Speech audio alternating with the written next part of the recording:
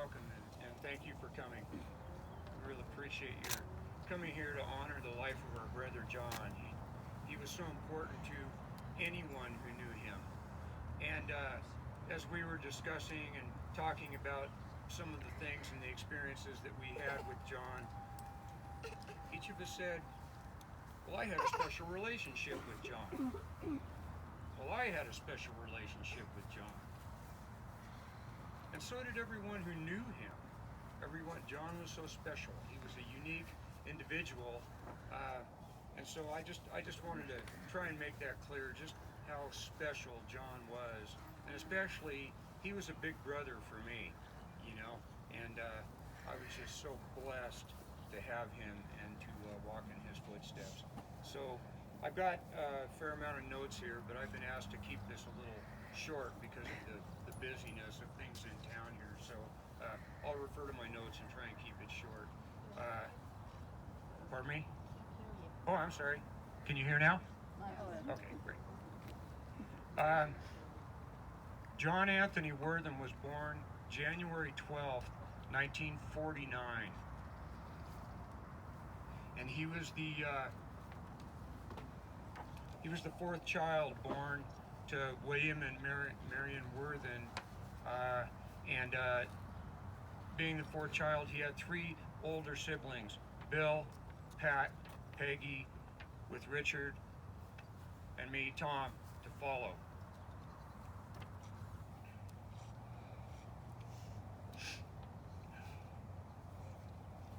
John was born into a large, active, caring family, loving, nurturing.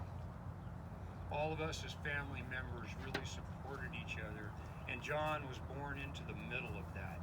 And so, you know, this turned out to be a lifelong characteristic and a marker for him, as I certainly just enjoyed my relationship with John, and we all did. You know, again, everyone who knew John and everyone who interacted with him loved him.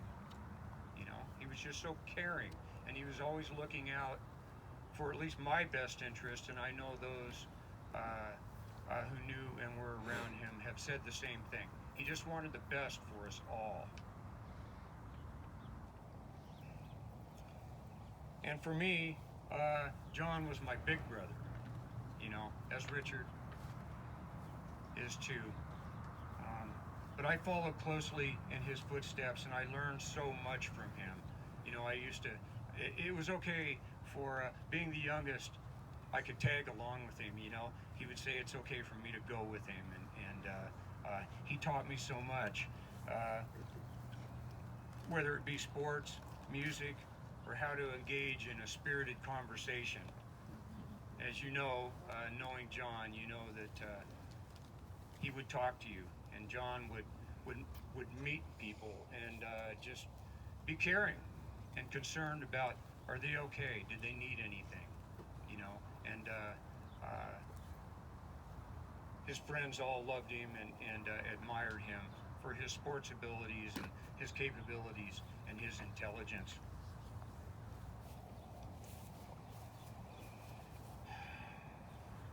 You know, John, when he would meet, he was so considerate. You know, if someone had any needs or didn't feel well about themselves, he would lift them up, and he did that for me. And he, you know, all of the human frailties that we all experience, John was sensitive to that, and he would encourage me. And sometimes I would go with him when he lived in a mobile home park. I would go with him and visit some of the folks who lived there, who all knew him and got to know me. And it was just a blessing to be able to meet his friends and to be with them. So looking out for the less fortunate or struggling with self-confidence, you know, John was sensitive to that. In this respect, John was an example that Mom and Dad would have us all to be.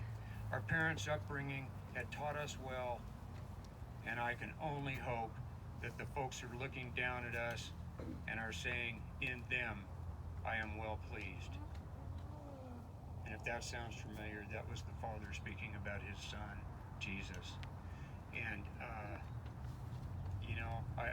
I hope for that to be the case with our parents, and John, and Bill, and all of our relatives that are gone before us.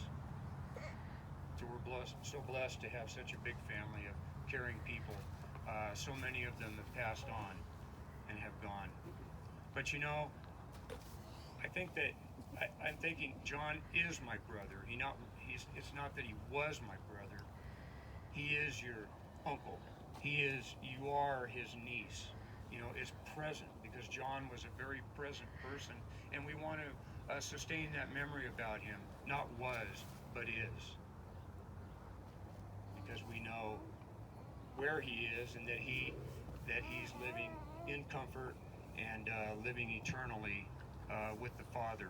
I thought when all this happened, and all of us had to make arrangements and travel and be here and be there and catch a shuttle and do all that stuff, our brother Bill had quite a sense of humor, and John had quite a sense of humor too, and I can imagine them up there looking down going, aren't you glad we don't have to do that anymore?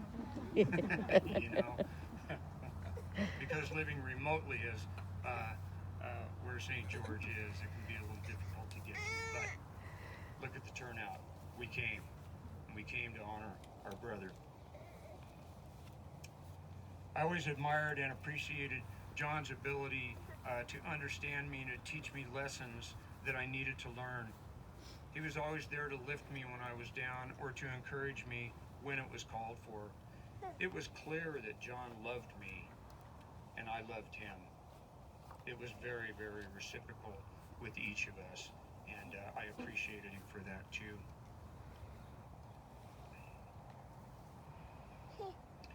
We journeyed through many trials and victories together, sometimes on the sporting field, sometimes when we were out working together. I worked with John at times.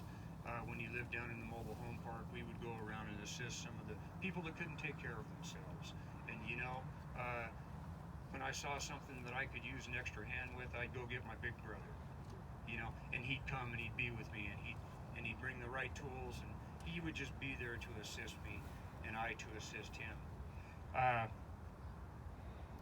And there was this is later on in the notes, I suppose, but in that light, it reminds me of the fact that there was a big earthquake in, I think it was 93, in the San Fernando Valley where John lived, and I was visiting him at the time, and he had very little damage to his coach, or his mobile home that he lived in, but we realized that there were so many people in the park that may not have fared that well. So we went from coach to coach and checked on people, make sure they're okay, and we would go to the back of the building that they lived in and turn the gas off to try and fend off an explosion or a fire. It was just something we just grabbed a couple of wrenches and did it, and that charge was led by John, and it was his idea, and I think it was a good one.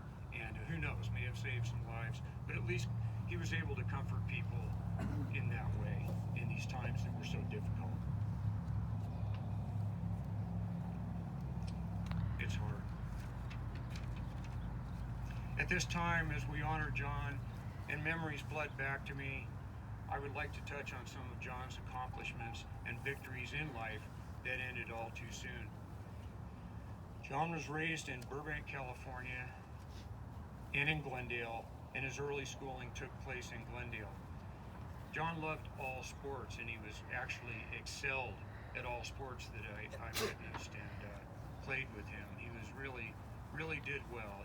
John set city records for pitching.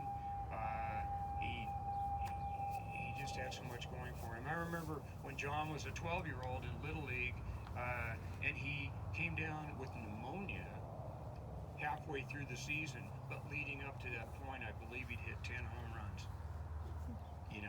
He was just a powerful, focused athlete, and he really loved to catch too. He wanted to catch more than he did want to pitch, although he was an exceptional pitcher. And I believe he passed some of that on to the nieces and nephews, encouraging them to play baseball and to be involved in sports. As an avid golfer and later in life, he found great joy in working at the golf course as a volunteer ambassador. And that's the person who speeds play up, who gets out in front of the players and helps them find their lost ball, and just helps to move the game along. And as his reward for that, he got to play golf for free. And we knew John liked that. He and his sister, John loved any sport that had to do with water, and he spent many happy times at the beach and swimming in the ocean. He used to surf even. He and his sister Peggy became beach buddies. This is Peggy right here. Recently he began swimming again in the pool of one of his close friends. Is it Lavinia, I believe? Yeah, and thank you for that, because John needed that, and he would remark about how much he enjoyed that and how good it was for him. So at least he had that opportunity, and he would just talk about how good it felt to get into the water again. John attended Glendale High, and in his senior year transferred to Provo, Utah, where he graduated from Provo High in 1967. He went on to Weber State College, where he majored in marketing. It was here that he met and married Dana Hoyt. And even though the marriage ended in divorce, John and Dana have remained lifelong friends. How could you not be friends with John?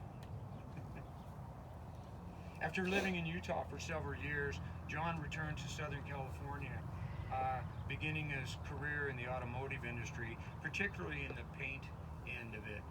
He ended up being owning a business where they were selling paint to the paint shops and the equipment that went along with that. So he was really well versed and was such a good person. People trusted him and believed in him. So he found the right business. And a note adding to that was that when both of our parents became, both our mom and dad became disabled, became very ill, John moved there to be near them and to help them, because the rest of the family was out of way. And so he stepped up. He just had so much love in his heart.